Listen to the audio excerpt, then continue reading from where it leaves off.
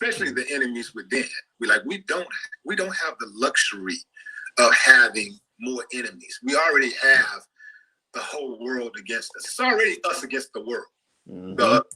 White America has done a great hit job on our image. And when I mean white America, I'm specifically talking about white mainstream America in cahoots with government.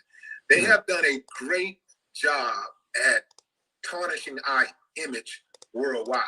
Mm-hmm. And so, therefore, a lot of people who don't really know us, don't really have intimate experiences of being around Black people, don't know who we are, but they think they know who we are based on the images that have been projected to them from the American media, who again, who did a hit job on our image in cahoots with the government. And some people say, well, why would our own government, why would our own government do something like that?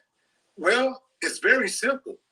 If you are mistreating people, if you're enslaving people and brutalizing people and killing people, if you can make those people look deserving of what happened to them, their fate, then, you can have an excuse for mistreating those people. And other people look at that and say, well, they looks like they needed something to be done to them because they're wild, they're savages, they're criminals, Yeah. And it brings me to that point that Malcolm made when Malcolm said, if you're not careful, the news media will have you thinking that the people that are who have been wrong is the people who did wrong is right, and the people who've been wrong is right. I don't know the exact words, but I get what you mean. I'm gonna put a quote up. Malcolm X. Hold on, because it's a great quote. Malcolm X on media. He said, "Make the innocent guilty, make the guilty innocent." Yeah, he said that. He said that because they control the minds, they're criminal. Okay, newspapers. Okay, here it is. It says, if you're uncareful, the newspapers will have you hating the people who are being oppressed and loving the people who are doing the oppressing. Malcolm, for the brother Malcolm, man. That Malcolm deserves a holiday for that quote alone. That's kind of how you understand how life works. You were a great athlete and a great fighter, right? And one thing, if you understand anything, you understand why this makes it imperative for you to not allow other people to oppress you, right? Because when you allow another man to oppress you, he makes the rules. He writes the history books. He gets your money. He gets your woman. He gets your property. He can say whatever he wants about you, and there's nothing you can do about it. And I think that the thing that I always respected about you is you. I remember one time you said there ain't nothing that a motherfucker could do to me that I can't do back to him. And I like that. I like that quote from you because it's like, sometimes we forget that instead of always playing defense, you can play offense. It don't mean, I'm not talking about going and storming the Capitol or being no terrorist and none of that stuff. I'm just talking about, you got weapons you can work with in the sense of not necessarily just weapon. I'm talking about you got your intellect. We have the power of the black dollar, 1.4 trillion to work with.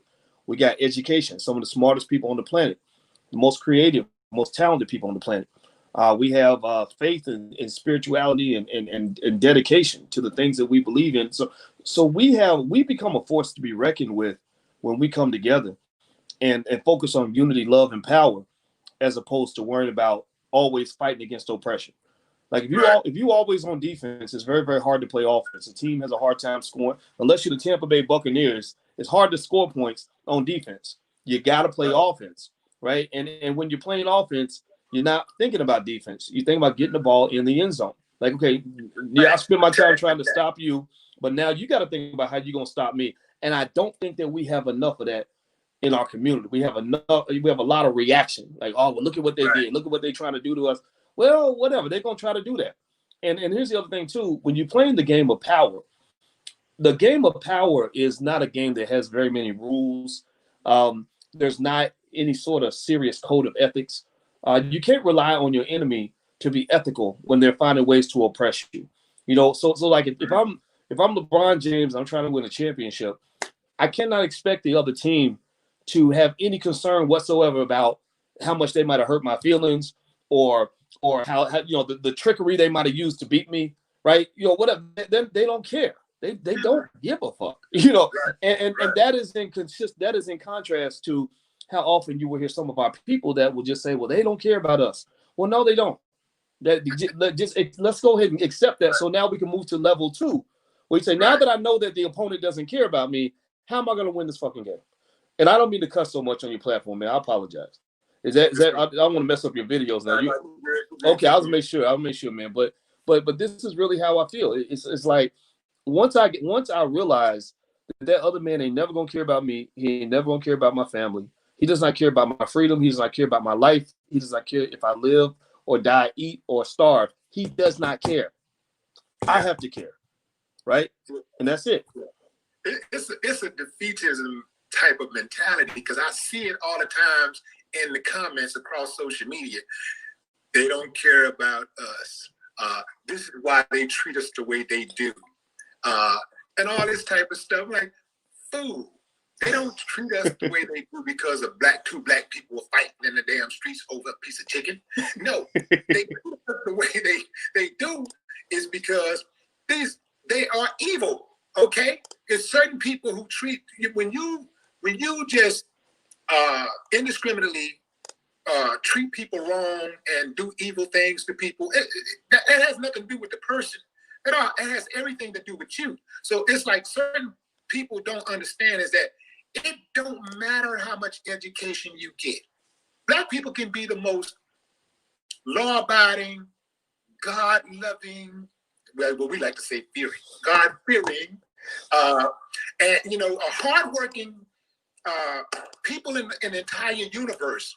And as long as we're under this system of government, this right here, we're always going to be hated in this country, by government. You got to understand that most of Congress is old white men, and most of these guys, if they wanted to today, all of this killing, the police doing this stuff, they could hold them accountable like that. They could turn it around just like that. They can enact the laws, whatever, enforce. They got laws on the book. They can just enforce it. Boom, just like that. That's who can control that if they wanted to. But they don't want to, because a lot of these cops, in my opinion, are doing their bidding. You see? And this is why it took so long. First of all, this is why slavery came into place in the first place. These founding fathers and these Congress, these members of Congress, remember, they were there during slavery. What were they doing while this huge atrocity was happening? This genocide was happening. What were all of these members of Congress doing? You know what they were doing? They were getting paid. All of them were benefiting off slavery, and most of them owned slaves. All of our major establishments, the Wells Fargos, the Bank of Americas, the Ivy League colleges, the Yales and the Harvards, they all owned slaves. And so when people start talking about systemic, that's what we mean. It's systemic. It's ingrained in the fabric of American society. This is why it's so hard to get justice, because there's so many people that benefit off injustice. Well, how does Boyce Watkins compartmentalize his aggression when it comes to, or I wouldn't even just say aggression. I would say, how does Boyce Watkins compartmentalize playing offense versus when it's time to play defense? Because you said we focus too much on playing defense. We need to play more offense.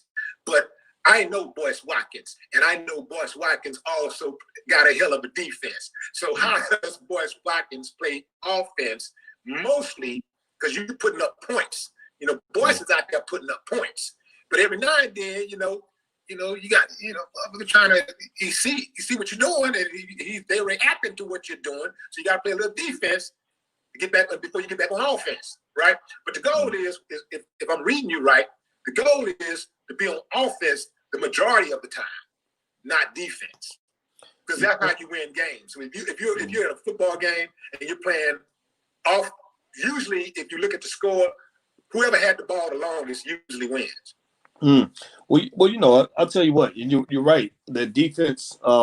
They say defense wins championships, right? So, defense is a requirement for Black people, and I feel that Black men have a special obligation to think about defense because the man is traditionally a big part of the defense of the family and of the community, right?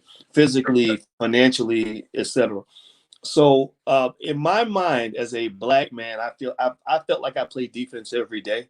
When I was in college and I would study as hard as I could, I felt like I was playing defense because I said, the smarter I am, the less likely it is that you can outsmart me, right? When I save and I invest my money to build up my wealth, so I ain't got to go beg nobody for a job, I'm playing defense because if I'm good financially, then I don't have to go tickle a white man's balls in order to feed my family. I can handle that on my own, right? When white people come in our house, it's because they're working for me, right? It's very important, right? This is a Dame Dare shirt, and I wear these shirts like this for a reason because I believe that when you are looking eye to eye with that oppressor, it has to be king to king, chief to chief. Mm-hmm. I can't appear in front of you as your servant.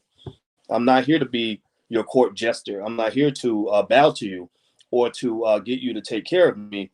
I'm here to take care of what I got going on, and I'm not even mad at you for what you got going on, and I'm not even mad at you for trying to outsmart me into giving some things away. You could try that if you want to, but it won't work, right? And so I think that overall, that whole playing defense, it pops in a lot of different categories. Like, so for example, you got to play defense up here, So when you're building Black media, like Willie D, you got 600,000 subscribers on your YouTube channel. I got a few 100,000 on mine. We're playing defense. We're playing defense of the mind because there are so many people that are pushing brainwashed bullshit out to our community to try to get us to line up like a bunch of little squirrels. That you have to have men and women in the community who say, no, let us give you a different narrative. Let us have some media that's in there so that you'll hear a different message, so you can hear from our people instead of just hearing from their people. I think defense is played in a lot of different areas. Obviously, there's the physical part. You have to think about things like growing your own food. When you get down to weapons and security, right? That you can go to that extreme, but also when you look at oppression, right? Like I really thought about it. I said, what is it that on a typical day will make a Black man feel oppressed and depressed? It typically, a big chunk of that, a lot of that comes down to the fact that every day you got to get up and go to work with some people that hate your guts, right? If you took that out of the equation, like imagine if somehow tomorrow we created enough Black wealth, not that this is easily doable, but imagine anybody in here, imagine if tomorrow you have enough money where you could just quit your job, never go to work again. How much would that impact your stress level? I think a lot of people's blood pressure would go down. Like there's studies that show that Black men die younger because of the stress that they endure every day on the job. So when we talk about things like economics, it's not just like so you can go buy you a Bugatti. It's so that you can just be free. You ain't got to be a millionaire to be free, right? So ultimately, I think that when you talk about freedom, I think we got to think about like what does that really mean? Freedom means doing whatever you want to do without anybody telling you what to do. Most of us ain't free. Most of us get up in the morning. We got to go somewhere because somebody told us we got to, I want to spend time with my kids, but I can't because this and this.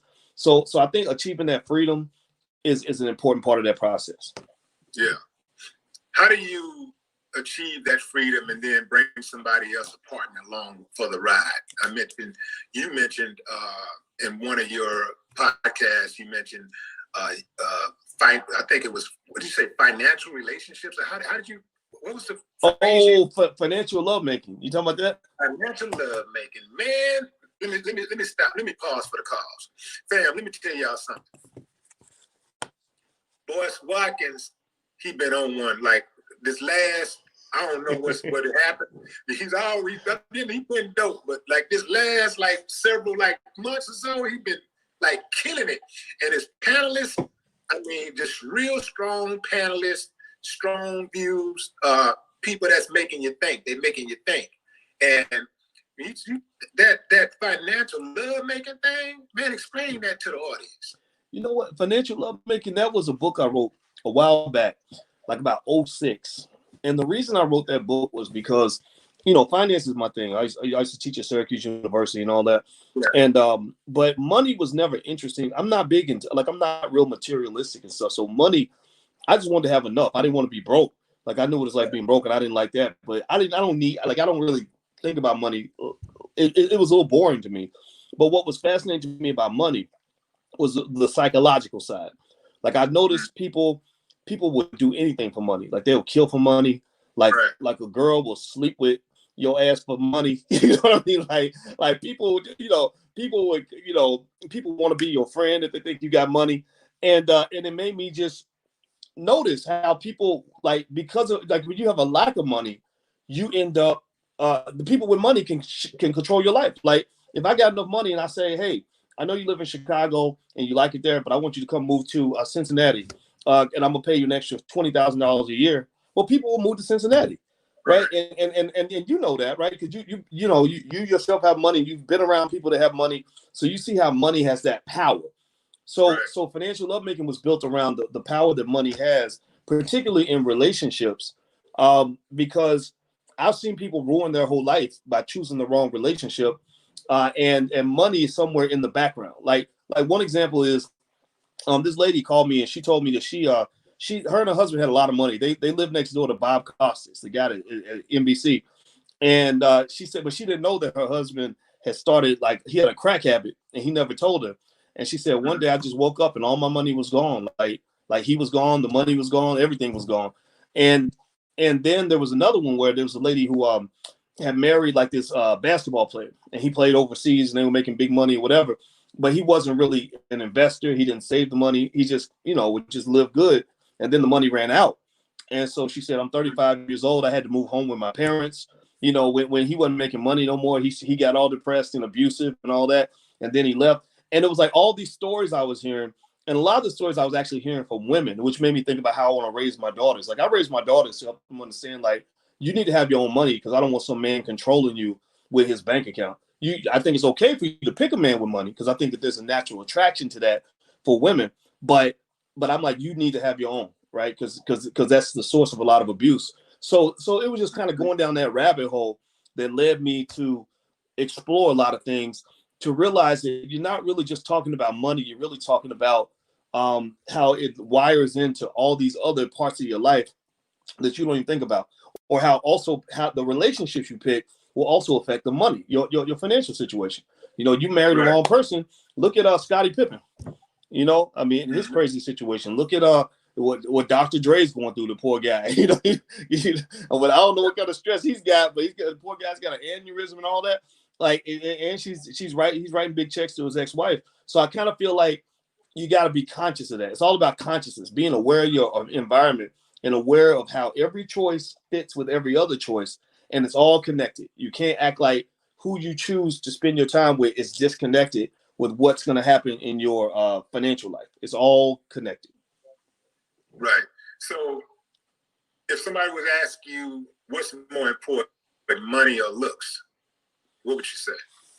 It depends on if it's a man or a woman. On average, for women, I think money will trump looks. I think that a ugly guy with a lot of money is going to do better than a good-looking guy who's broke in a Burger King uniform or some shit. If you look at those two extremes, but it's not true for everybody, right? And also, it's not true. It's not consistently true for every stage in life, right?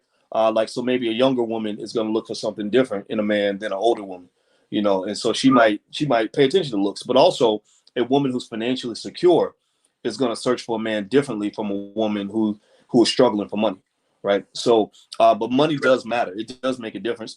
It makes a bigger difference for the men. Like, I think men who have money are not really thinking about how much money the woman. Like, I didn't even know how much my fiance was making when we got together, because I didn't care. Mm-hmm. Right. Is it more beneficial, in your opinion? This is your opinion. Well, you people that say, no. I'm asking Boyce his opinion.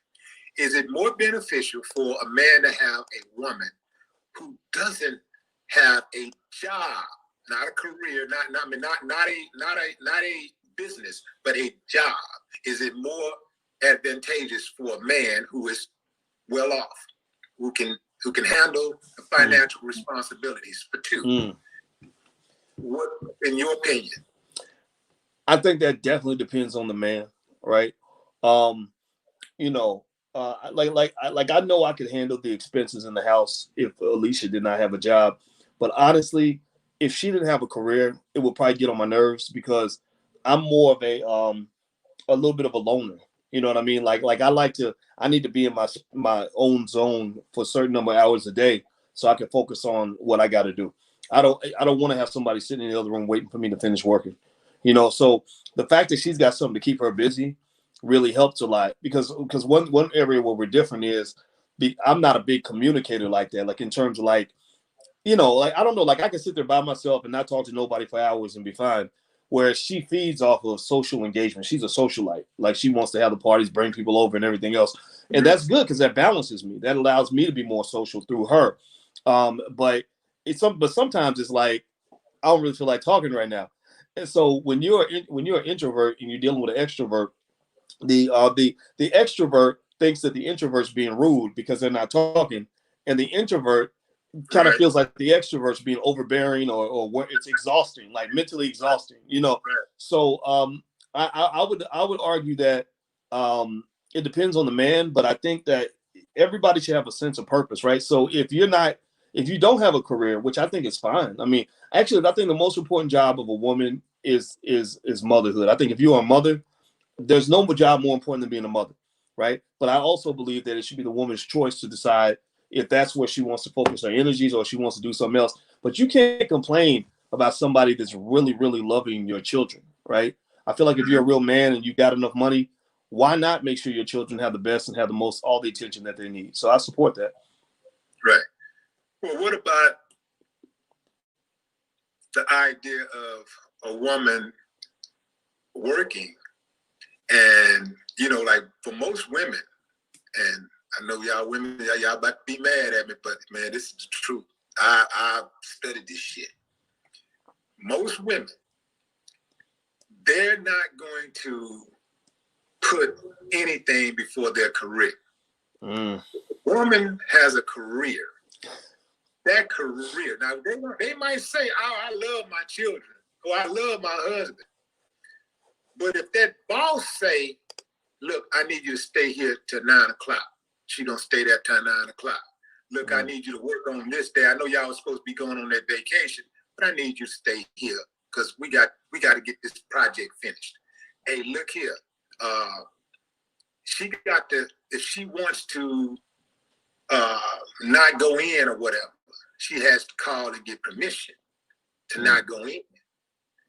You know, when they say boss, this is the boss, right? This is her boss. If you were to try to do the same thing, hey, babe, look here. I need you to get off work early and come go with me to this banquet. Oh, baby, now you know I ain't gonna be able to do that. Well, let me check. Let me call ask my boss. You know, like the way I'm looking at it, I'm like, it's like, you know, who this, and I know this is work, and I know people are going to try to break it down and say, well, you know, work is different. It's a different responsibility, and you just got to do what you got to do. But what's more important, work, or what about doing what you got to do for your man and your household, you know, and the continuity of that? You know, what's most important? If I might sit back, I'm not saying I'm gonna do this every day or whatever, but at some point I might sit back and say, well, damn, why you don't make concessions for me? You know, why you never drop everything you're doing to go do something I ask you to do like that, but you would do it for the job. You know, like, you know, I'm just throwing it out there, fam. You know, like, you know, like, but it's like you say, you know, it's different strokes for different folks, and I think it comes down to, you know, how it makes you feel, you know, like, but I just think, like, I just be looking at how a lot of women, when it comes to their careers, you know, they will drop everything to get their task done for the job. But Not so much if their man asks them to do the same thing. The man is supposed to be more important than their job. And I know dudes who have lost their careers trying to adhere to a woman's demands and like, you know what, I'm just gonna, damn man. I know dudes who ain't even married, who wasn't even married, who decided that, man, I'm gonna go up here to this, I'm about to blow out of the company's credit card money on some strippers, you know what I'm saying? Like, it seemed like to me like men and women prioritize careers differently, and jobs differently. Because men will make excuses. If a man can hook up with a woman, he gonna do everything he can to try to get off of work and get off work early or not go in. If they got something planned, he trying to make that happen. But I've noticed that not so much on the woman's side. Again, I'm not trying to attack women. I love y'all. Know I love y'all. I'm just speaking on like what I've witnessed, and maybe a woman can jump in and tell me something different or give me some type of insight. Well, you know what I think. Let me tell you, man. I'll tell you a story. Right, I had a friend who was a high flying. She's a high flying career woman. She went to law school, top of her class. Had some job, making 6 figures right off the bat, and was working a lot, was traveling a lot. And one day we were talking on the phone, and I said, so what you been up to? Where you at? She said, oh, I just landed in Atlanta to see my boyfriend. And I said, oh, okay. So how often do you get to fly down there and see him? She said, oh, I ain't been here. I ain't visited him for 3 months. And she said, and I said, oh, he's picking you up. She said, oh yeah, he's rushing to the airport because he ain't had no booty in 3 months. And I said to myself, I said, no, you think he ain't had no booty in 3 months. I said, no, he done had some ass. He just ain't telling you. And and the thing was, here's the thing. When she finally found out, about 6 months later, she called me. She was devastated, heartbroken and everything else. And she said she found out about all these other women and these other situations he had going on. Here's what was complex about it. He finally fessed up. He said, look, I love you. And I really wanted to be supportive of everything you wanted to do in your career, all your dreams, everything else. I wanted to support that. So I didn't want to bother you with the fact that I needed you. Like I needed to see you and you never had time for me. You would make time to go get on a plane and go here and go there and everywhere else, but you didn't have time to get on a plane to come see me. And I thought about that. Right. And what it really says is that, relationships are hard because people have needs, and expectations. And so sometimes when we try to financial love make. Yeah. So when you're trying to juggle all these things at once, all these commitments at the same time, you can run into a complexity, and so more specifically, do I know if women or men are more dedicated to the career? I don't have to think about that part, but I will say that in general, right? If you're always prioritizing the job over your partner, that might work for some partners, but some people ain't gonna go for that. Like, so for example, most people ain't gonna go for that.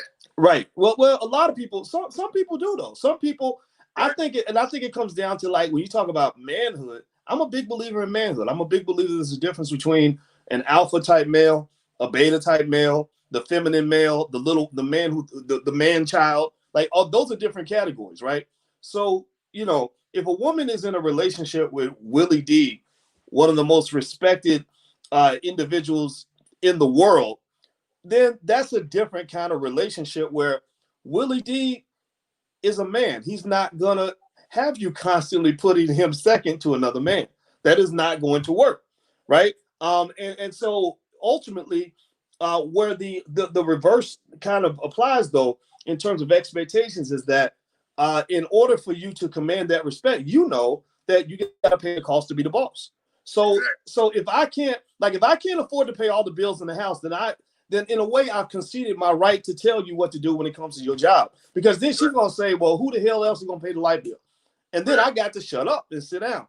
But if I'm paying the light bill and we got plenty of money in the house and I'm declaring myself to be the alpha, then that means, okay, sometimes I'm gonna let I'm gonna let you go ahead and do this thing with your boss. I'm gonna accept that, you know, because I'm a modern man. But there's gonna be a point where I'm gonna draw some lines, and if it does get to the point where we draw a line in the sand, I better win. Because if I don't win, then that's okay. You can do you, but I won't be in this relationship anymore. Because I can tell you just in personal experience, the woman that I am with makes it clear that I take precedence over the job and hardly anything else.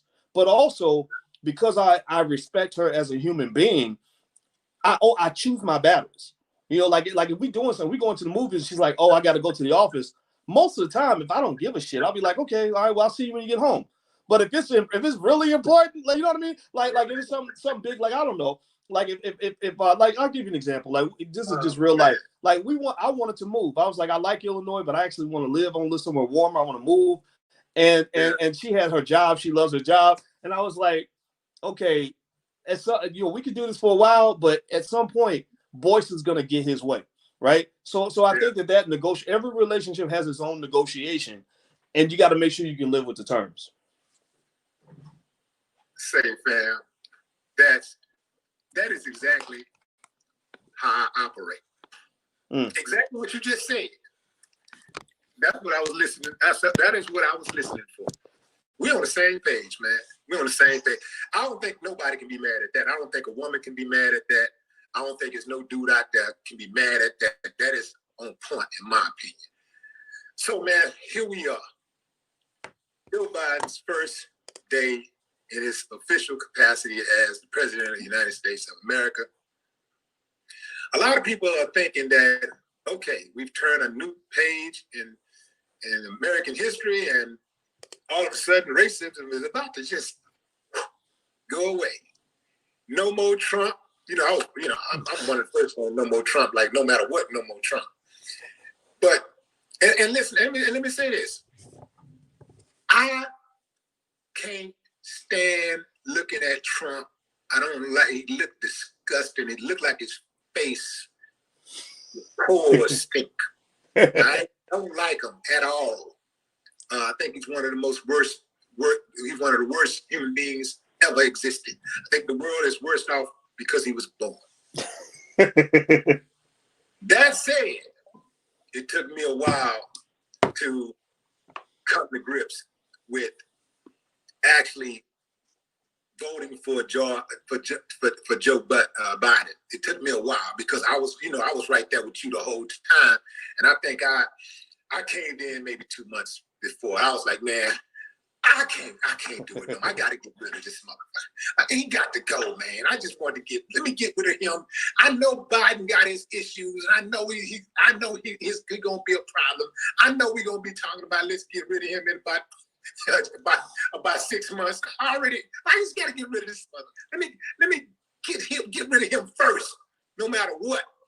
But for those people who are not perhaps as cynical as I am, those people who really have hope that Biden is going to make things miraculously different racial-wise in America. What do you say to them? You know, I think that if you really trying to understand American politics, I think the best thing that people can do, if your goal is to not be an asshole, is try to put yourself in the shoes of the other person. And even though I did not vote for Biden or Trump, you know, when I put myself in the shoes of a Biden supporter, my belief is that the majority of people, most of us are slaves to the two-party system. You know, we wish that there was another option. Most people I know that voted for Biden, I know they didn't vote for him because they love him. They voted for him because he's better than Trump. And I get that.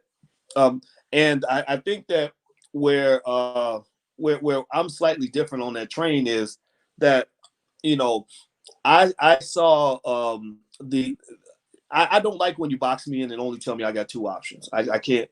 I'm not even going to legitimize that system. And so I'll create a third option. And the third option is no, I don't got to vote for nobody. And so when people will say, yeah, but if you don't vote, then we're going to have another 4 years of Trump. Well, I just made the decision that another 4 years of Trump is better than another 4 years of being a chump. It's either Trump or I'm a chump, right?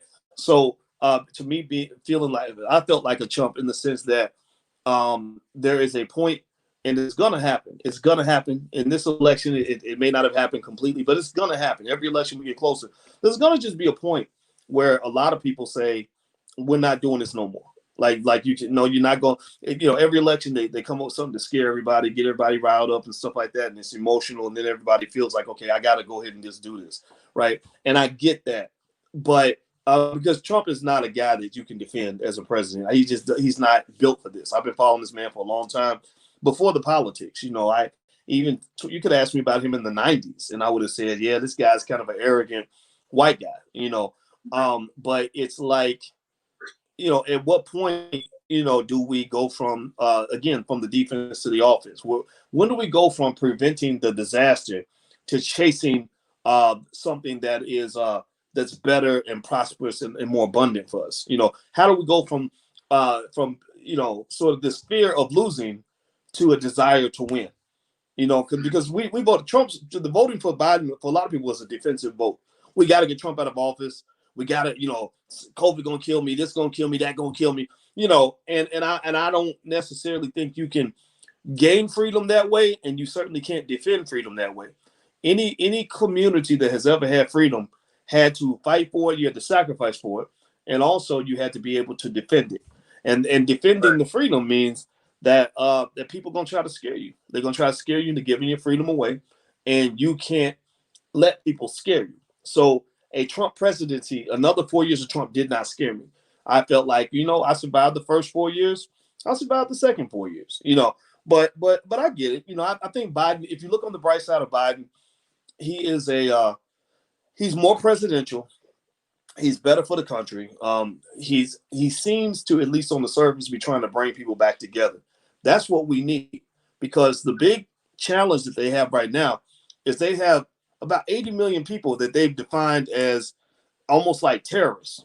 And I think that as much as we might agree with that to some extent, we got to realize, again, if it's one thing if I accuse you of trying to kill me and you live across town, it's another thing if you live in my house, right? And I got to walk past you every day in the kitchen.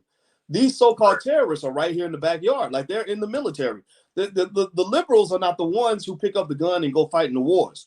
The wars are usually fought either by the white boys from Alabama, or the brothers from the hood, whatever, right? Like, those are the people who fight. The poor tend to go fight these wars. The Republicans are the ones who pick up the guns and do all the other shit.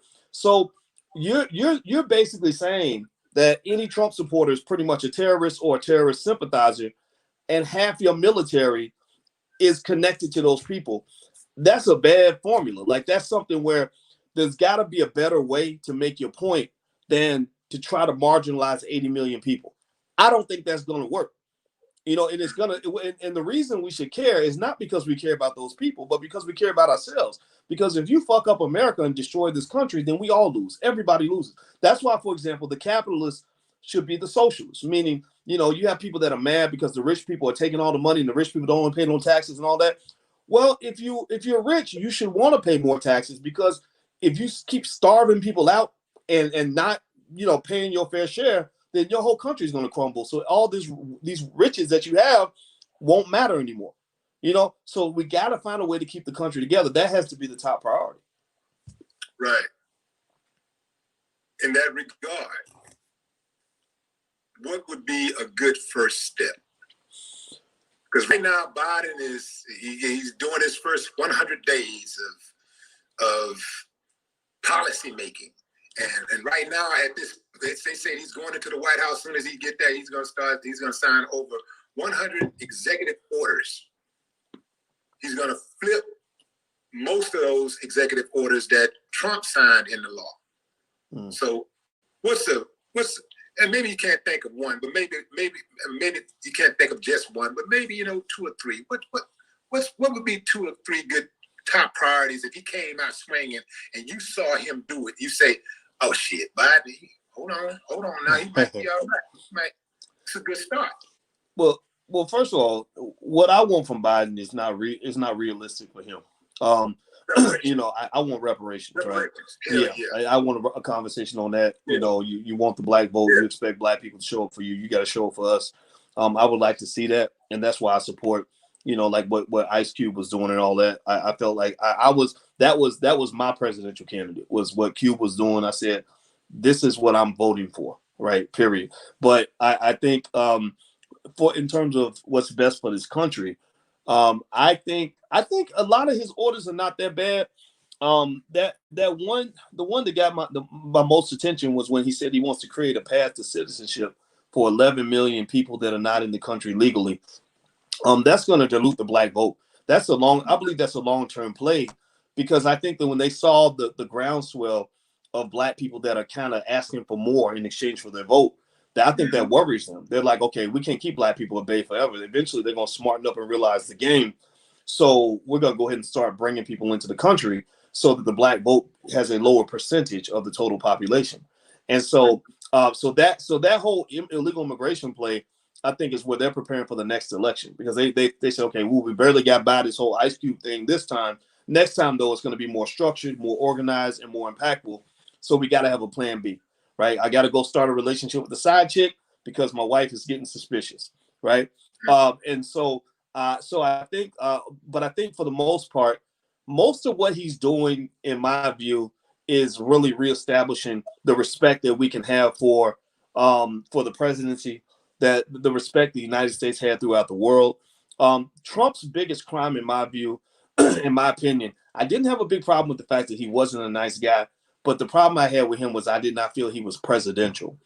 You know, like, leadership requires it requires strength. Trump is a fighter. You know, I mean, if you look at his history, I mean, he went to military school and all that. And when he was in military school, like, he was the leader of his. There ain't no fighter, man. Trump. Let me tell you, Trump will fight. Raise his hand one time, do nothing to defend himself. All he do is pay people off. Man, that sucker ain't no fighter, man. Well, let me just say this. Let me say, I hear that, but let me just say this. When you look at his bio, he was in military school a long time. And his father's argument was, I'm sick. Wait, say it again. He cheated in military school just like he cheated in college. He probably did. He probably did. He probably did. But remember, though, that, you know, you don't, like, he bought a $400 million building at 28 years old, and it wasn't just because his daddy gave him the money. There's a certain type of makeup you have to go through these battles and be able to find a way on top. How old was he? 28. And how much was the building? About 400 million. It was the Concord Hotel, I think that's what it's called. Okay. Boyce, now you know like I know. Now you study this whole legacy stuff and building wealth and all of that stuff. Now you know like I know. If you put a certain system in place for your families going down the generations, if you do it right, you can have 3 generations of crackheads and they couldn't blow the family fortune if you set up the structure right. Okay? So if you set up the structure right, where with nepotism and money, influence, access, then you say, okay, Donald, you use the Trump name and you're going to go here, and you're going to here. These are my loan officers. These are my loan officers. These are my realtors. These are my brokers. These are my fundraisers. And you basically turn your portfolio over to him. You turn your Rolodex over to him. And all this sucker got to do is, okay, I want to do a deal. Who's the Trump name? Come on, Boyce, man. Come on, man. Oh, I don't doubt that at all. Give him some credit for following directions. Well, you know, I don't doubt any of that at all. And the thing is, you know, because I study his father's life too. And here's the thing. Right. Yeah. The thing is, it's supposed to be like that, though. It's supposed to be like that. Like, let me tell you about like, think about this. You and I are both fathers. And tell me this.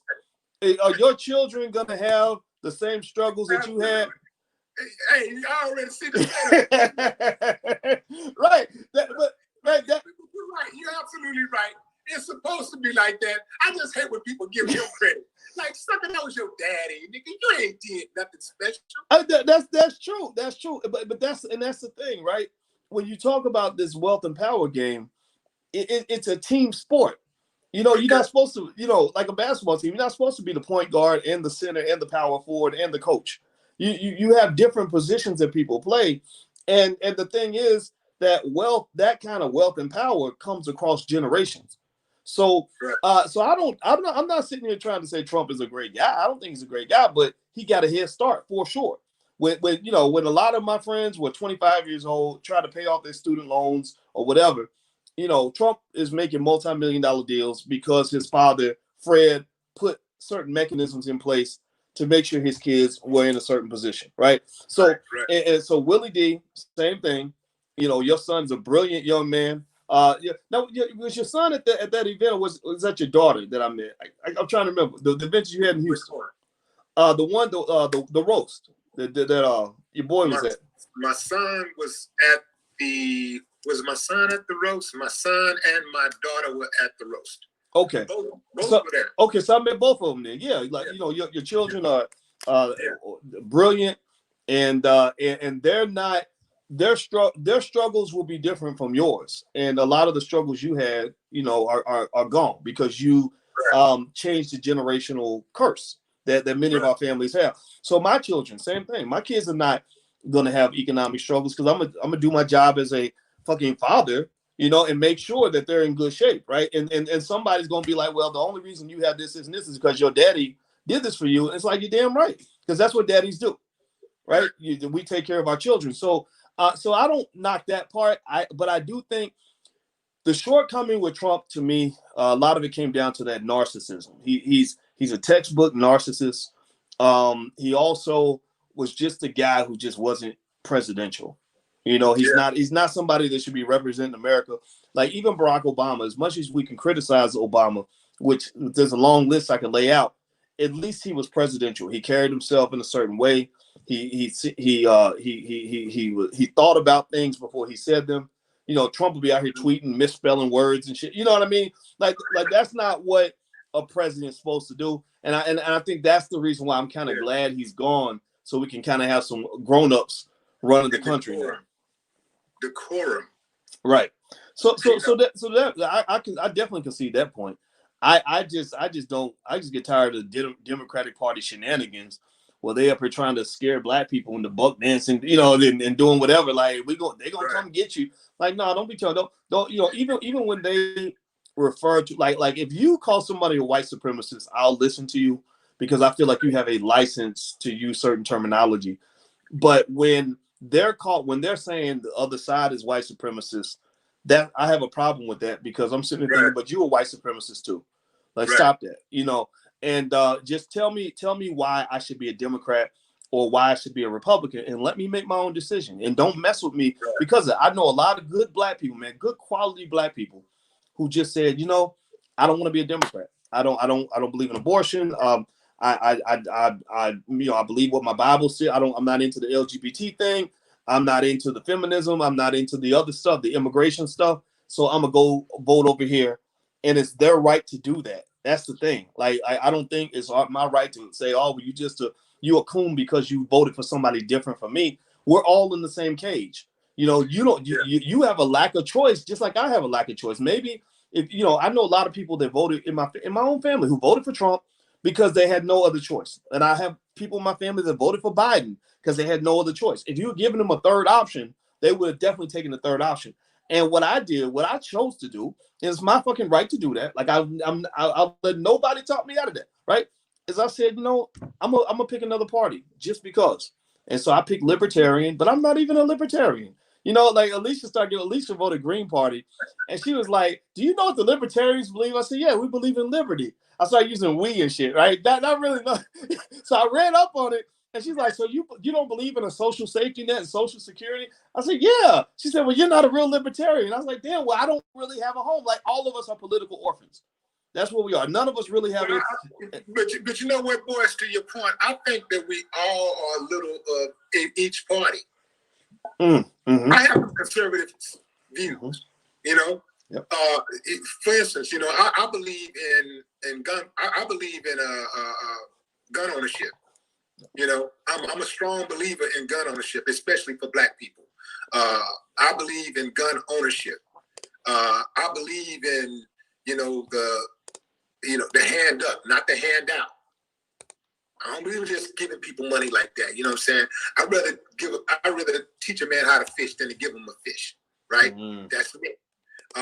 Not saying that all conservatives are that way, because, a lot of conservatives, they get free stuff all the time, but they just they just get a lot of big free shit.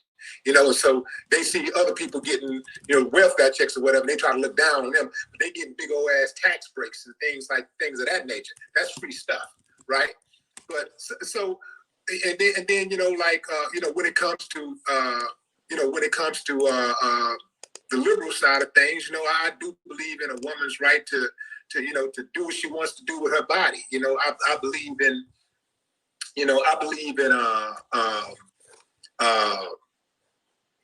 believe in Black people being able to have a voice and get some justice in this country. That's something that liberals typically promote and step out in front and say, this is what we're promoting or whatever. But at the same time, I do understand that there are liberals who are racist just as much as the conservative dude is racist. The only difference is that the liberal would be more sneaky about it, and the conservative dude might be more upfront with it. But I think that what happens with a lot of Black people who look down on the black Republicans is that the Republican Party attracts the in-your-face racist, the Klan. They claim it. Look, we're Republicans. We're Republicans. We're Klan, and we're the neo-Nazis, and we're the just all of the bottom feeders of society. They always, they wave the flag. Now you got bottom feeders of society on the liberal side too. They just don't wave the flag. And I think so. That's the thing is that so it's like, I don't ever want to be associated with a party that the Ku Klux Klan endorses. You see, or the neo-Nazis endorse. Because I know for a fact, I ain't got to guess with them. I know for a fact they want me dead. Okay? If they had their choice, they bring slavery back just like this. And don't get me wrong, a whole bunch of liberals would too. Like that. Like that. A lot of them wish that they could just, it'd be better to just put them in slavery and we ain't got to worry about these protests anymore. So I get you. I get it, man. Like we're in a peculiar situation because we live in a country where the goal is for us to be marginalized. The so-called leaders that we have, they wake up every day trying to figure out how to marginalize us. And what people don't understand, and when people say, well, if you, why is it that other immigrants can come here and get ahead, and why is it Black people still tend to be, so far behind? And I submit to those people that there is no group of people in the history of civilization who's ever been purposely oppressed by their own government, targeted for failure by their own government, and been able to reach their full potential. That doesn't mean that we give up. That doesn't mean that we just say, oh man, we'll never win. We're never going to get out of it. No, that means we continue to fight like the ancestors did. And all of the Black people that have been successful throughout the years who figured it out and made a way somehow, some way, we still got it. With all of this oppression by our own government, with all of this suppression, we still figured it out, and we still have millions of success stories, not a few dozen like they would have us believe. Like we figured it out. And to your point, we survived. We was gonna survive Trump. I knew we would survive Trump because we survived slavery. Mm-hmm. I agree with you. I think we can survive anything. I don't think nobody has the power to kill Black people except Black people. Nobody can take us out except for us. And so, I think that to your point, when I look at the far right and I see what you talk about, the blatant racist people that just, the ones that just really don't like black people, and they're open about it. I really kind of see people that they tend to have more power when we give them more power. And I believe a lot of their power comes from attention. Like I don't know of any incident, for example, this year where some Klansmen got together and killed 1,000 black people. Maybe there's an incident here and there for sure, right? But when you look at things that are taking the lives of hundreds or thousands of people at a time, the last time black people. What's the Bible count in Chicago? Right. Now, Chicago, right. And I think that is where the attention needs to go, right? What's causing that? Now, that is a different kind of white supremacy. That's a white supremacy that comes in a more complex form than what is politically correct. Let me tell you where that happens, because these people being killed 2 blocks from Barack Obama's house. I live a block and a half from Barack, and I know that if I go 2 blocks over, people getting killed 2-3 blocks from that location. So here's how that white supremacy works, in my opinion. Bloomberg wrote an article where they tracked a lot of the violence in Chicago to drug cartels that were coming across the border in Mexico illegally. And they had to go through Chicago because Chicago was it was a hub. It was a hub for the dope route. And so when they came through Chicago, a lot of violence happened because a lot of these drugs are coming through. Also, with the drugs came a lot of weapons and things like that. And because Chicago's such a corrupt city, you had the police basically, I don't know if they're getting money. I don't know what's going on, but they look the other way. Kind of like that Capitol thing, the thing that happened where somehow people were able to break into the Capitol building, even though we got $1 trillion military that was right down the street, the Pentagon. They can't get to the Capitol building to defend one of the 5 or 10 most important buildings in America, right? They just happen to break in. It's similar to that when you talk about violence in the hood. If you go to Chicago, there's a lot of death in South Side Chicago and West Side Chicago, but there's hardly any killing that happens in the white neighborhoods. If you go to North Chicago, it doesn't happen anymore.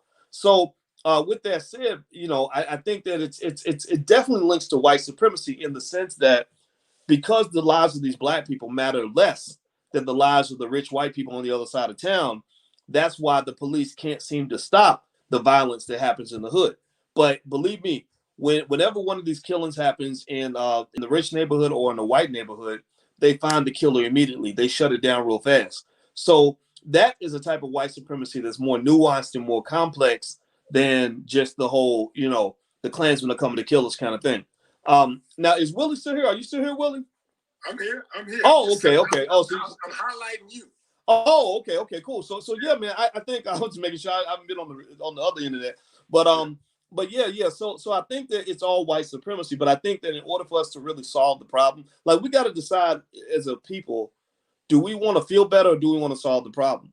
If you want to solve the problem, it requires us to think outside of the Democrat-Republican box. They give us a box. They say, okay, you can solve all your problems in the world as long as you solve them in the box, a little free lunch box we give you, and that's it. No, I think that solving problems in the black community requires all the free expression and creativity that is necessary for us to truly be the captains of our own destiny. Like, so for example, I was talking to a guy who talks to a lot of NBA players, and I said, I see the guys wearing the Black Lives Matter gear and stuff like that. I said, I think you should probably just go take a look at the Black Lives Matter website and make sure you understand that this is a little more complex than what you see. It's like the assassination of Dr. King. They tell you in school that it happened one way when it was very complex. J. Edgar Hoover spent 2 years planning his assassination to make it look like it was some simple shit, but it wasn't simple. It was very complex. So the Black Lives Matter thing is very complex. I said, so just take a look at it, and you might want to be careful about promoting something that may not be good for the black community. So one thing he said, well, it's not their choice. These guys they're just doing what their bosses tell them to do. They're wearing what their bosses tell them to wear. And I said, but wait a minute. These guys are, you're talking about these 6'5", 240-pound black men that have, $100 million in the bank are still taking orders from somebody. Like they don't have the fundamental component of masculinity, which is the ability to manifest. Masculinity is driven by the ability to snap your fingers and make something real. That's really tapping into the inner God inside of you. And so I said, you telling me that they got to just go along with what somebody else is doing. These are some of our most famous, most well-respected, wealthiest men, and they still taking orders and shit. No, I said they should be creating their own movement. They should get together, form a committee, and figure out it, lay out an agenda. Do like Ice Cube did, consult with some people that are some activists and scholars, and push some shit together and say this is what we're doing, and we know what this is because we originated this. It's like eating food. If you're always eating food that somebody else cooked for you, then they're gonna slip shit into your food.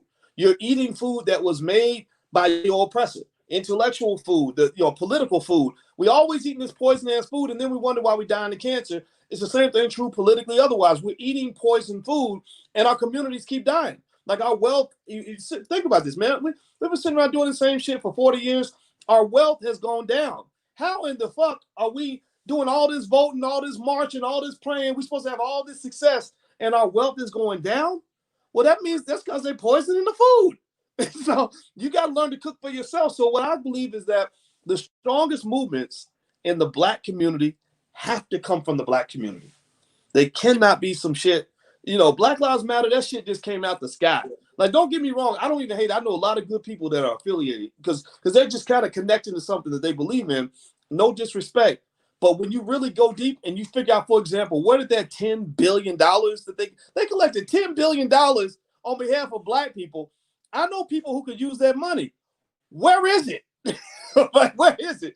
Right? Do they even have like some type of initiative or something that website you can go to and see where that money is earmarked to? No, anything out there?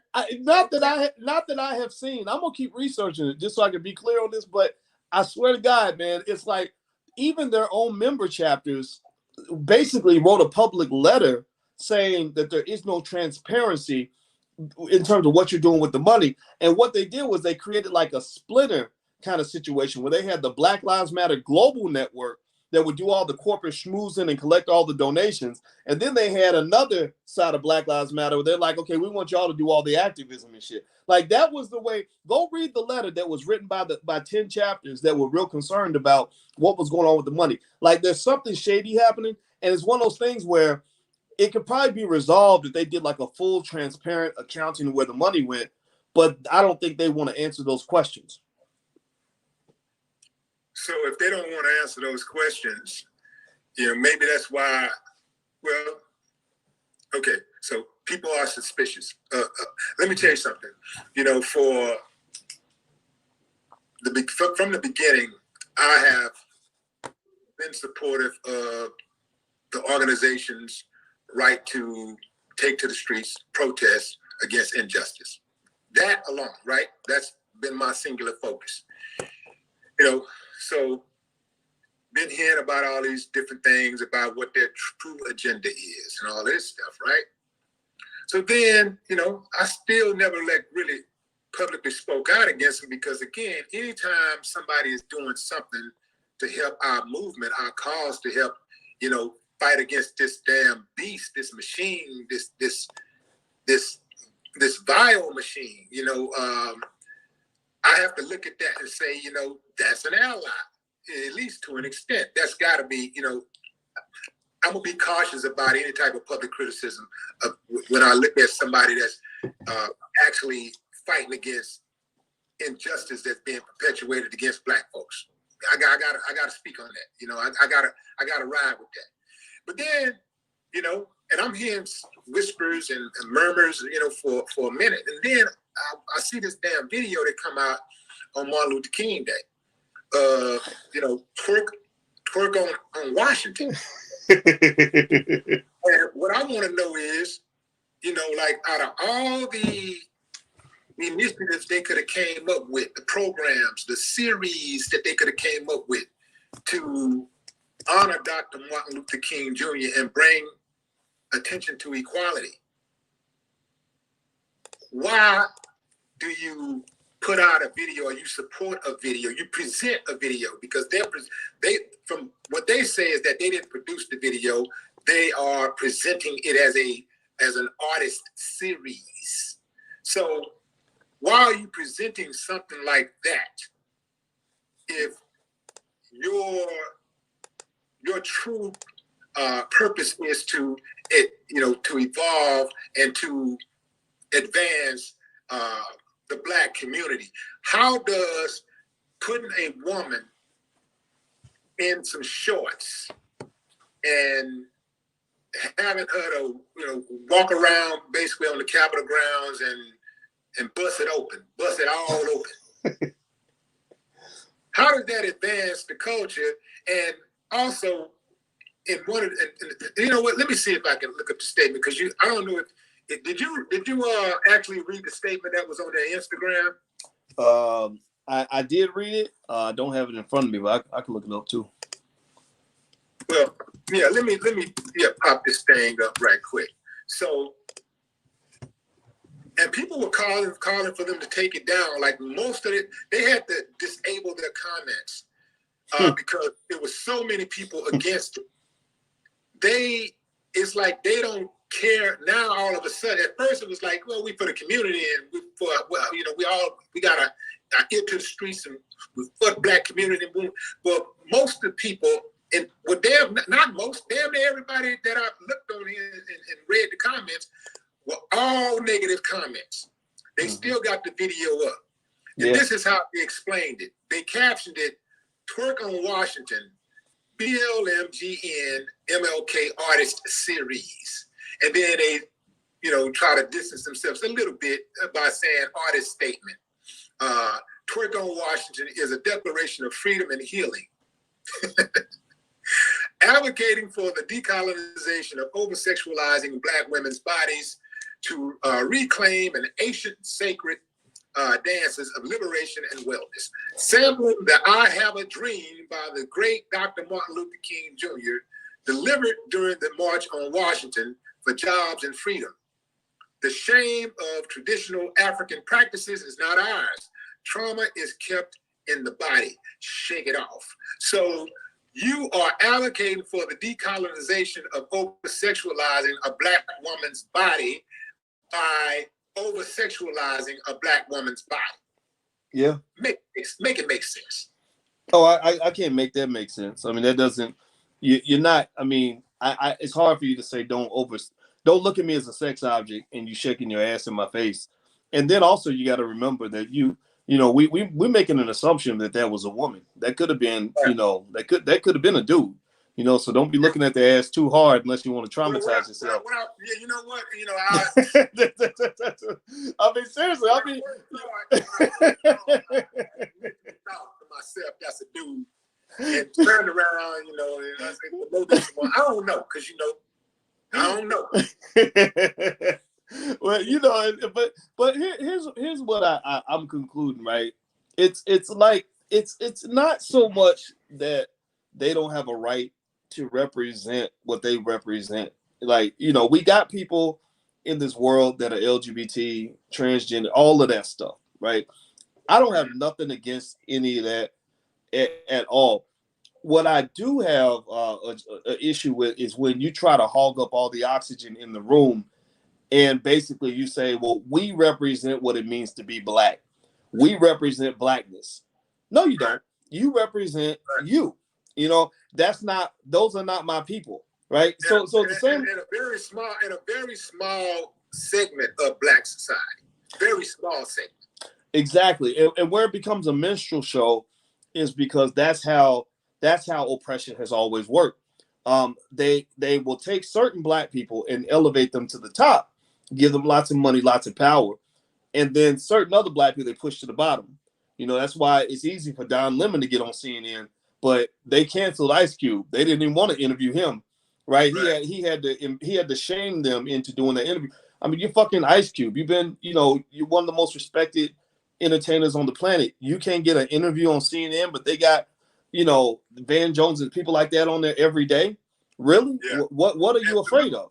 Right. And salute the Ice Cube, man. Once again, I know you had him on your show. I've had him on my show.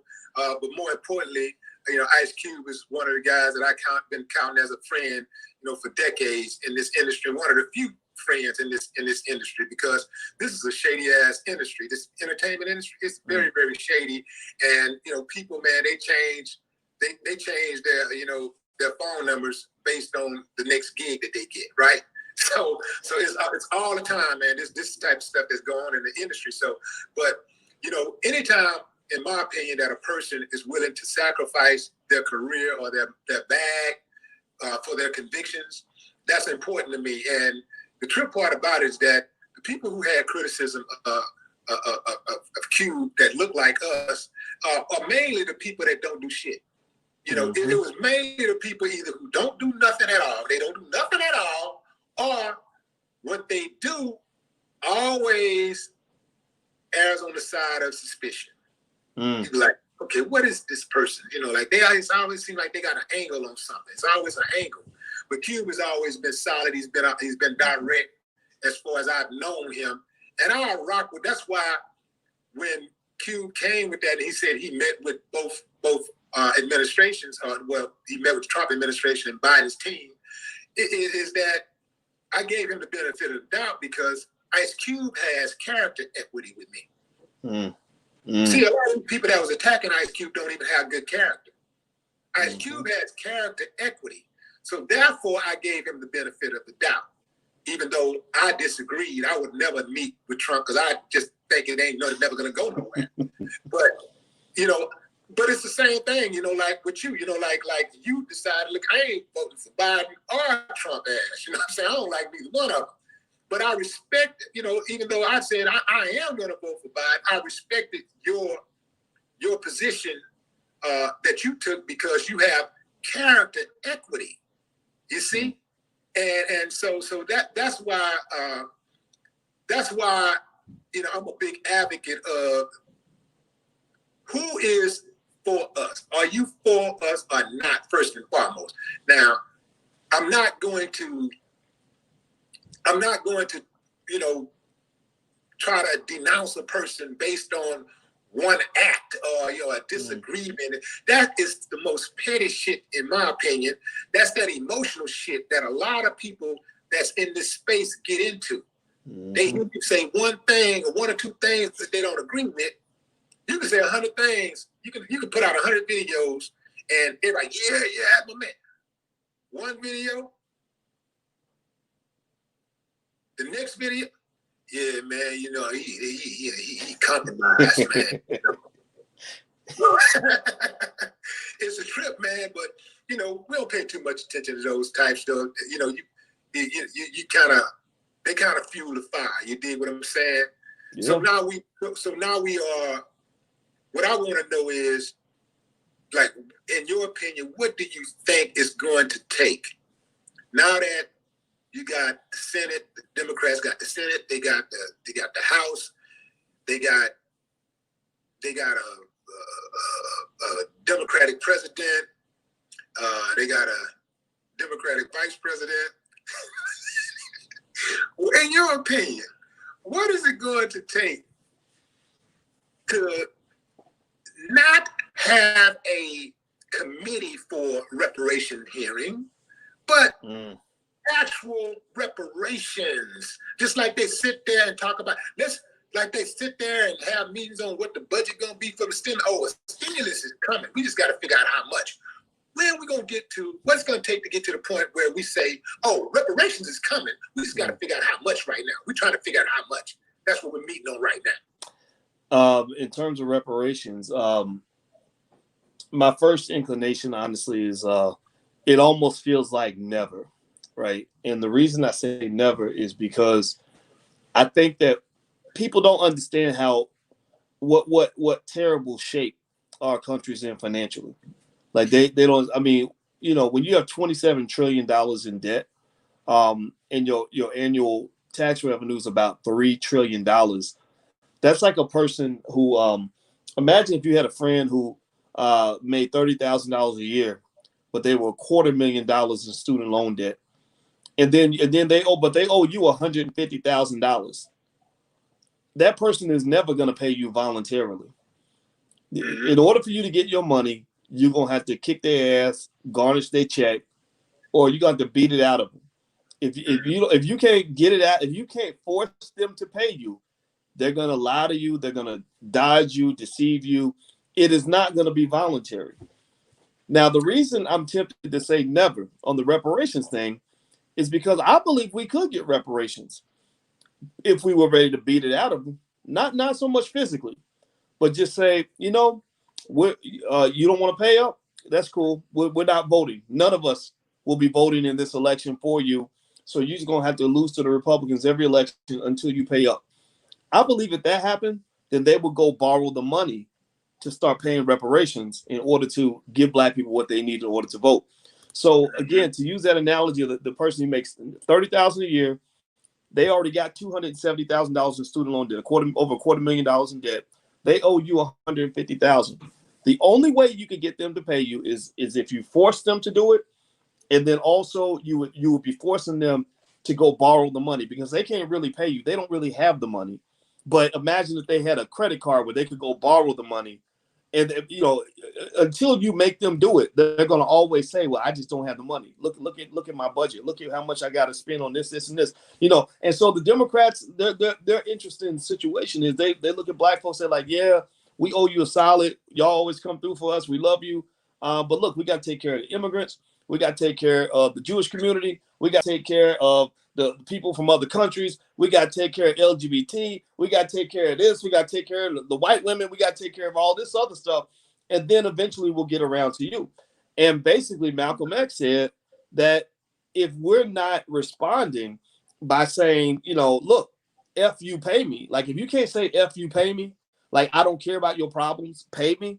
If you don't have the courage to do that, then you're always going to get played as a sucker. Like, that's like Malcolm X literally said that when you keep voting for a party and they keep putting you at the bottom of the priority list, you're not just a chump, but you are a traitor to your race.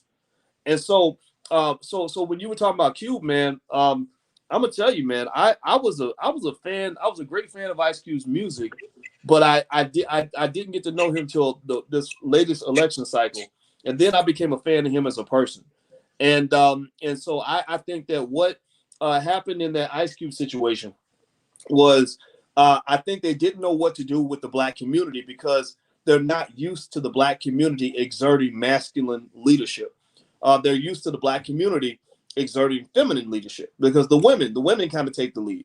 And so it is easy for a guy like Biden, he's like Bill Clinton, kind of, could probably dated some black girls in his life, whatever. It's easy for him to step in as the hero because daddy's not home, and the women are unprotected, the children are unprotected, so he gets to make himself the hero.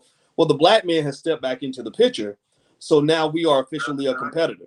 So that's why in this election, you see the black women, they're all celebrating Kamala Harris and they love Joe Biden. The men are sitting back like this, like, fuck you, and a lot of it's because, there are certain members of the community who will not be disrespected.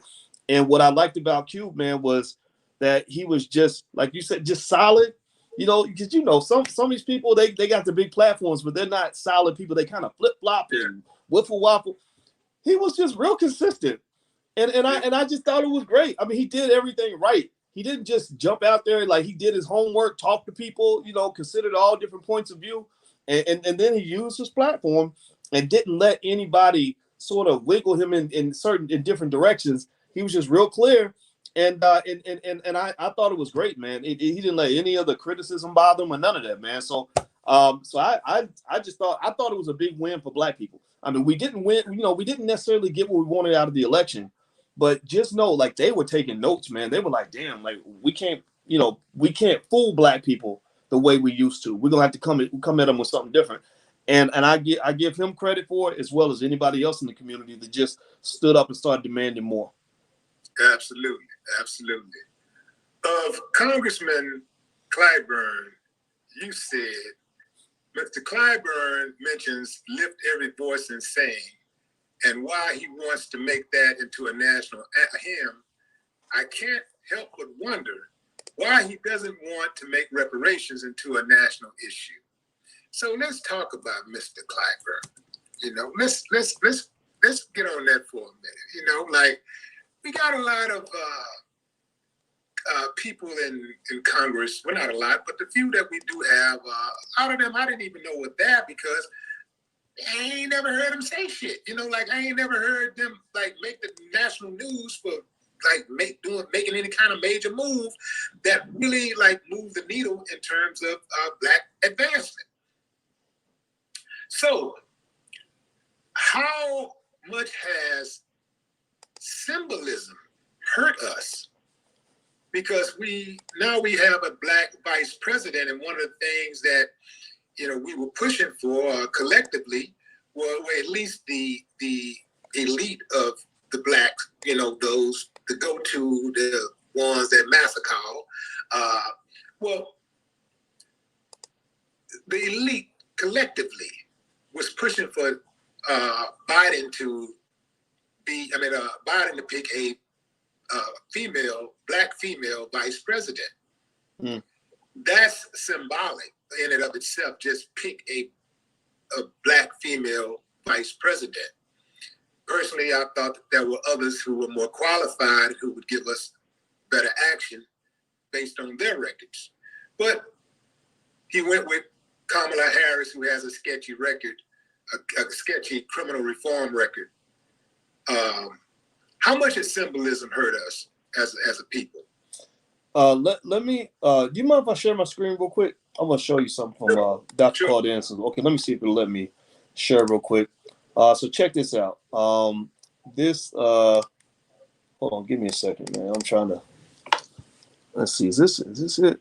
You know what? It's not a. Give me 1 second, man. But yeah, I want to show you this picture because this is from Dr. Claude Anderson's book, Black Labor, White Wealth. And one of the things that he shows in this book, and I'm gonna try to see if I can get up on the screen. I don't know if this is it. Let me see. Hold on. There we go. Can you see? Is it coming up? Hold on. There we go. Yeah. All right. So what this shows is the number of Black elected. Oh, shoot, this is the wrong graph. Actually, I should pull the other one up. Let me hide this one. But I'm gonna pull it up. I'm gonna find the other one. But here's what it shows basically. What he did was he took the number of Black elected officials that we had in 1964, and he compared the number of Black elected officials we had in 1992.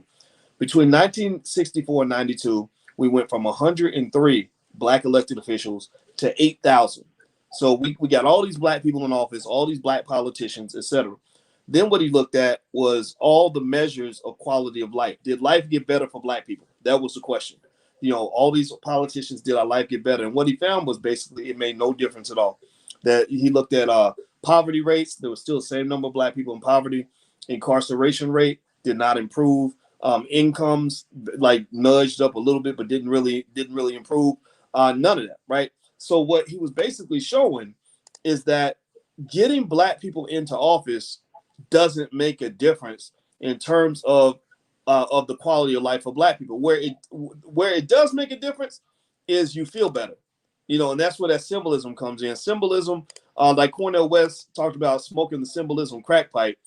That's kind of what symbolism does. Is it just makes you feel good. It's like a drug. Drugs will make you feel like your life is better, but your life isn't any better, right? And you need more of the drug just so you can stay high. That's how you numb yourself from your reality. So we have a reality that's pretty messy in terms of the fact that, just start with the wealth thing. I think the wealth thing is real important. The wealth thing keeps on going down. And there's people that know exactly why it's going down and they know exactly how to stop it. But the politicians are paid not to listen to those people. Even when Obama was in office and Obama kept saying, we want to help solve the Black wealth problem, the Black unemployment problem. Yeah, that's important to us. Whenever they had a meeting about Black economics, Dr. Claude Anderson lived right down the street. They never invited him to the White House once. Dr. Julianne Malveaux, who's got a PhD in economics from MIT, lived right a few blocks away. They never invited her once.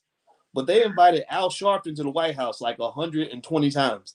So why do you keep inviting this? You have a serious economic problem you're trying to solve, and you bringing in this preacher.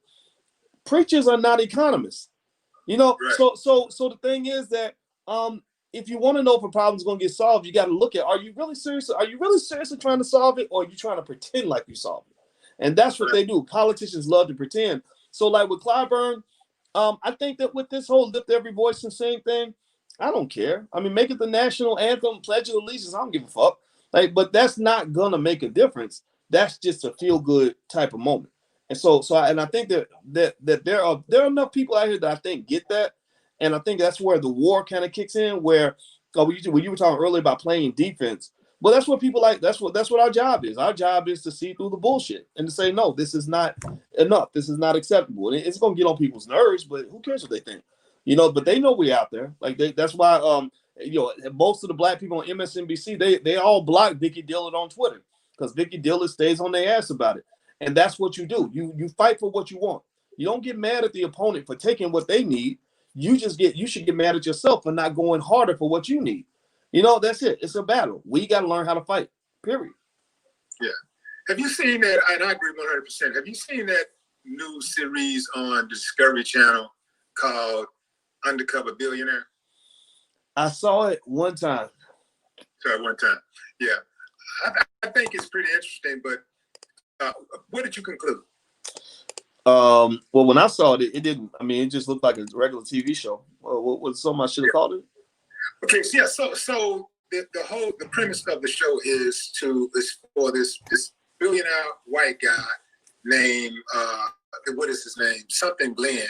I can't remember his first name, but this guy goes out and he decides to get rid of all of his resources, all of his money. He can't have access to any of his money. He decides that he's going to give up everything and start a new a business, $1 million business in 90 days. He's going to create $1 million business within 90 days.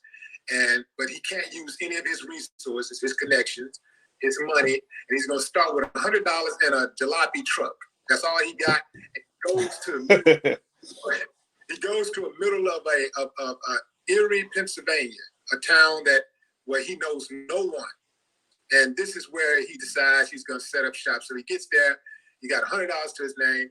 So his idea is before he can start concentrating on building $1 million company. Oh, and let me say this. He chose Erie, he said, because he had to find a place. He wanted to find a place that would not be too expensive to live in, but also had potential for growth to build $1 million business. So he chose Erie. So he goes there and he decides that, before I can actually build this business, I need to not be struggling to live. So he decides it's going to cost him about $3,100 to live in Erie for 90 days. To Erie for 90 days. So first thing he does with his $100 is he buys some food, and then he tries to figure out where he's going to live. And he gets a hotel for one night, and then he starts going around looking for scrap metal and stuff like that to sell, stuff to haul on his truck, anything to just make some bucks and add up. So he goes from finding scrap metal and stuff at junkyards, and then tires, industrial sized tires for vehicles, large vehicles, selling that stuff. And then he takes that money and he purchases a used car, a new used vehicle. He flips that vehicle, purchases another one, flips that vehicle. Now he got a few $1,000s, and now he's ready to take the leap. And now he's got enough money to live off of. So now he starts to thinking like, okay, now I can concentrate on my $1 million idea. His $1 million idea is to start a restaurant. This barbecue restaurant and all this stuff. But before he can get to that money to do the barbecue restaurant, he takes his money from the car sales and purchases a house. For like, I think he bought the house for like maybe $45,000, ended up selling it for $80,000.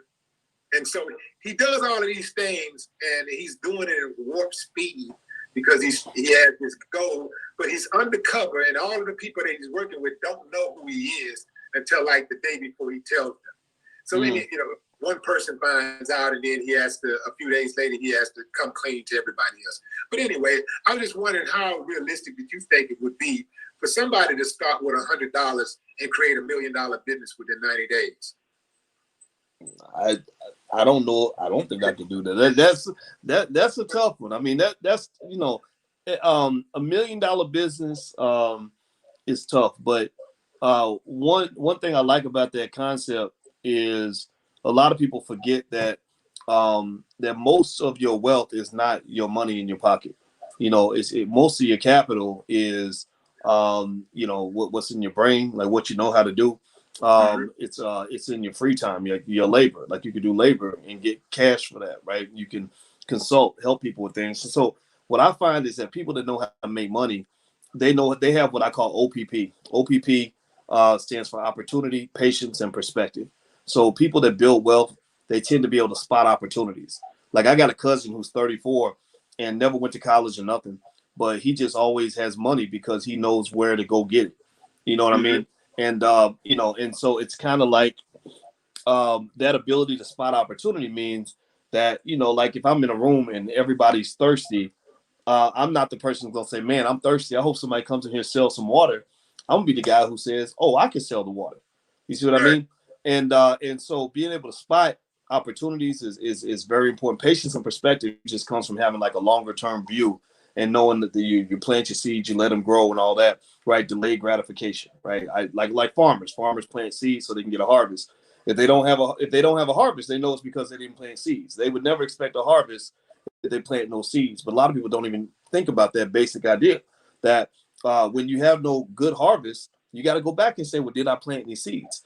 Or if you have a bad harvest, you got to say, well, what seeds did I plant that created this cause and effect that's going on in my life right now, right?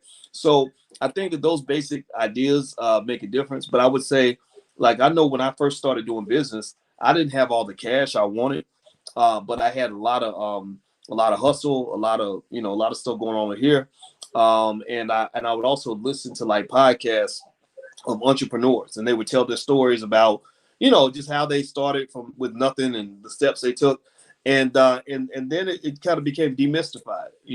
Like a lot of making money to me, I think it comes down to like buy low, sell high. Like you talking about the guy, he just did these flips. He bought the car for this price, he sold it for that price, he got the profit off of that. And that's how a lot of people make their money. Buy low, sell high. Yeah.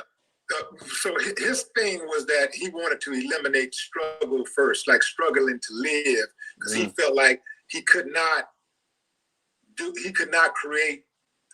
focus on creating a million dollar business while he's also struggling.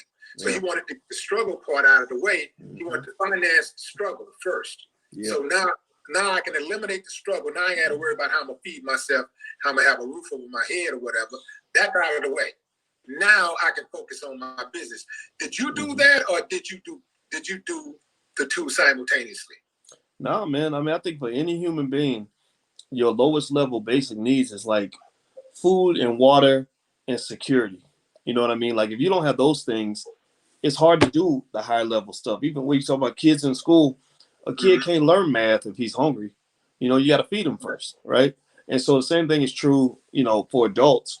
Is we struggle with a lot of things, and it's not just things related to food and water and all that, or paying the bills. It might even be emotional struggles, like a bad relationship.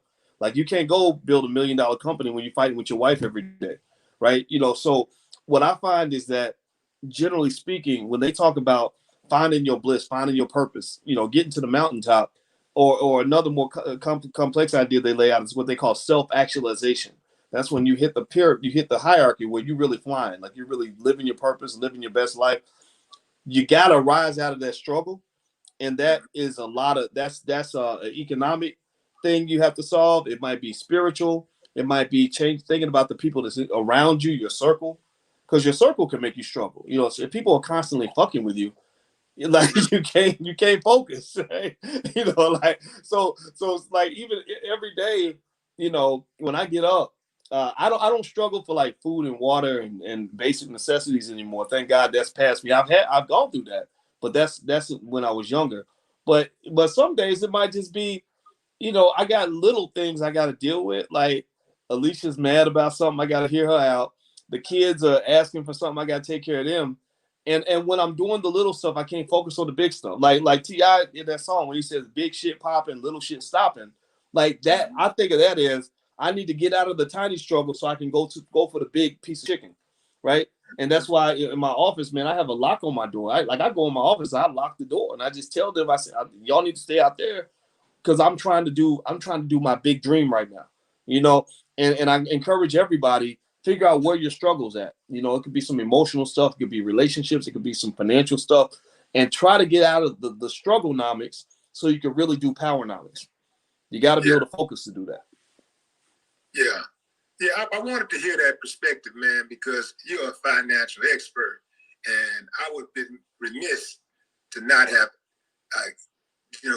try to pick your brain a little bit about that, because I often wonder, man, I see you like knocking out these videos left and right, and you running to school, and you still got your family life. I ain't lying, bro. I be like, man, how in the hell do he do it? I know I be busy. Like, people be asking, people say, damn, Willie D, you ever sleep? And I'm like, bro, I be working watching you work. Like, man, you got some type of drive, man. So, but we appreciate all the work that you put in, man. We appreciate all the work that you put in. Oh, vice versa. Any final thoughts, man,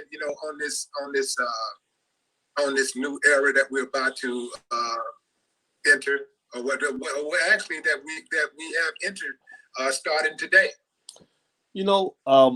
My final thought on that, man, would be that I believe Black people are winning. We are winners. We are destined to win, and it's only a matter of time, right? It's like, how soon do we want to start winning? Do we want to start winning in this generation, or do we want it to be our grandkids and start winning?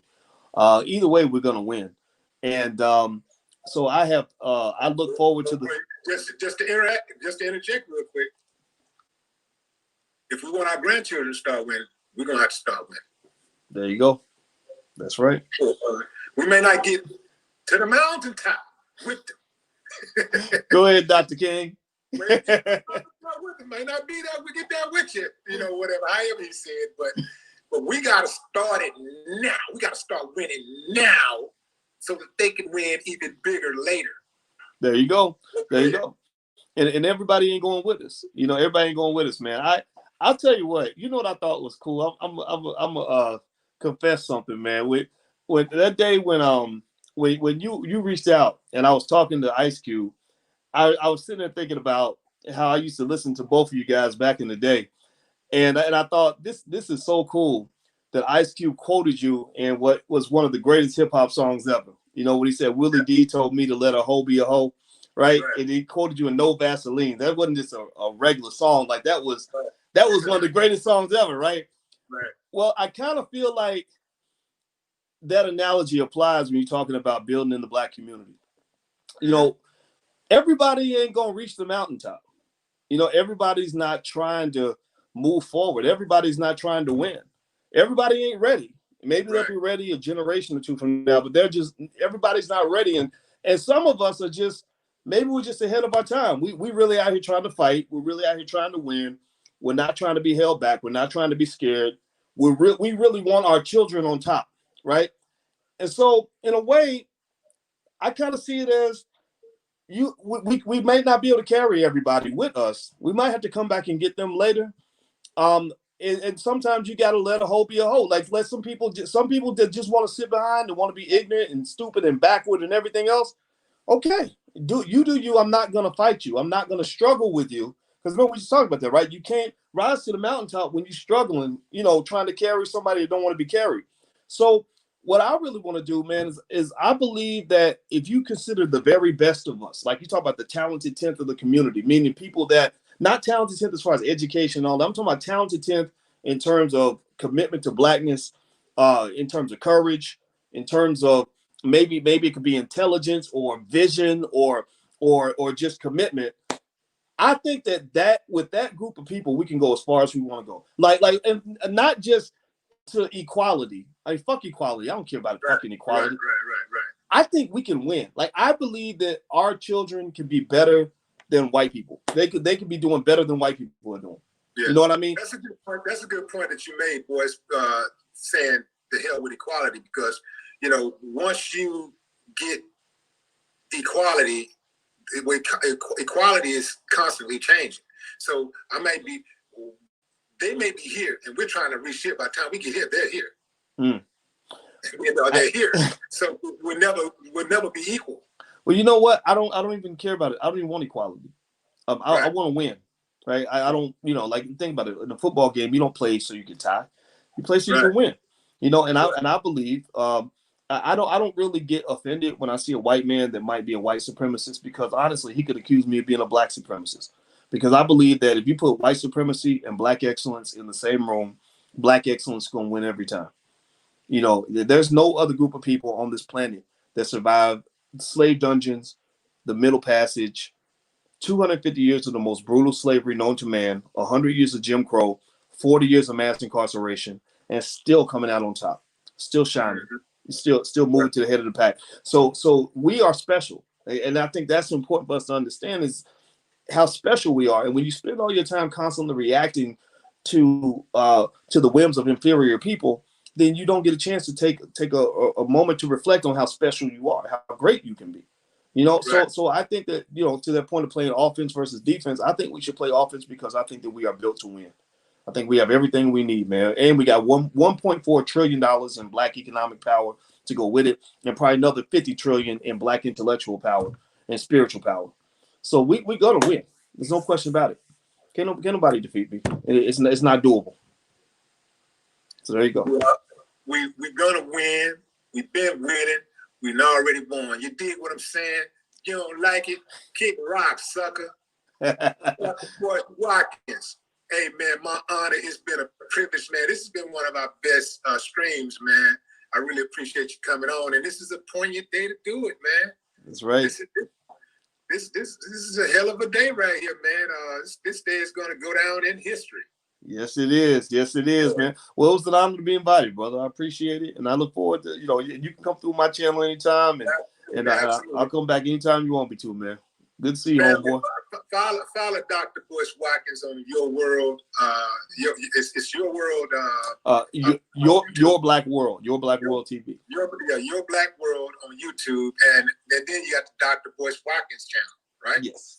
And then you can also go to drboycewatkins.com. That's Dr. BoyceWatkins.com. Go to that channel. Go to that website, and that is a plethora of resources on that for you guys to check out. And if you're serious about getting ahead, if you're trying to figure out what you need to be doing, if you're trying to figure out even how to get in the stock market with a little money, just a little chump change, you ain't got to have a whole bunch of money. He gives some great advice on stock picks and stuff. So, in fact, I got to brush up on mine and get at him real soon. I got to tell you about this new stock that I invested in too. That actually, well, you know what? You already know. I jumped on it because of something you said. Really? Yeah, the marijuana stock. Oh, you talking about Tilray? Tilray, yeah. Yeah, that thing went up over 100% this month. That's a good look. Yeah, I jumped all over that bad boy. I think over the next probably I think over the next 2 to 3 months, it's gonna probably 3x, 3 to 4x. I think over the next 2 to 3 months, it's gonna 4x. Well, you know what's funny is I got to research it to be sure, but I believe Joe Biden is the reason that we made all that money because Democrats want to decriminalize marijuana, right? And then Kamala Harris. See, here's my theory is that Biden is not going to finish even his first term. I think Biden's going to resign before his first term is over. He definitely ain't doing a second term. Well, if he resigns, who becomes president? The vice president, Kamala Harris. Well, Joe Biden wants to decriminalize marijuana. Kamala Harris wants to legalize it. So I believe that the minute you hear about Biden resigning and that Harris is going to take over, you're going to see the cannabis stocks shoot through the roof. That's my theory. We'll see if it plays out. What's the difference between decriminalizing and legalizing? Decriminalize means that, like cops are going to have other things that are higher priority. Like they'll be like, okay, this is not legal, but we're not going to lock you up for it, right? Whereas legalization means, there's nothing happening. Like you got your weed. It's just like having a candy bar, right? That could present a problem though, because jaywalking is not legal either, but cops choose who they want to enforce it on. And you already know, anytime that they have the latitude to decide what they want to do, then black people are disproportionately targeted. Yeah, yeah. I got a cousin, man. I got a cousin that just got some years in prison over some weed. I think he had a lot of it, like he was transporting a lot of it, and Mhm. I think he was in the state. I don't know what the law in Kentucky is on weed, but whatever it was, man, they gave him like about 3 years. So they still locking people up for weed, you know. But I don't know what his exact situation was. But yeah, so weed is not it's still not safe, right? Like they can still arbitrarily enforce it, and that's why I hope that they create clarity around it. Because when you got all these different laws that change from state to state, like I mean, what are we supposed to do? Yeah, yeah. Get your act together, America. We ain't playing with y'all this time around, man. We come to get ours, man. Like Martin Luther King said, cut the check, There you go. Cut the check. sucker. All right, man. Good to see you, man. All right, you take care, everybody. All right, peace.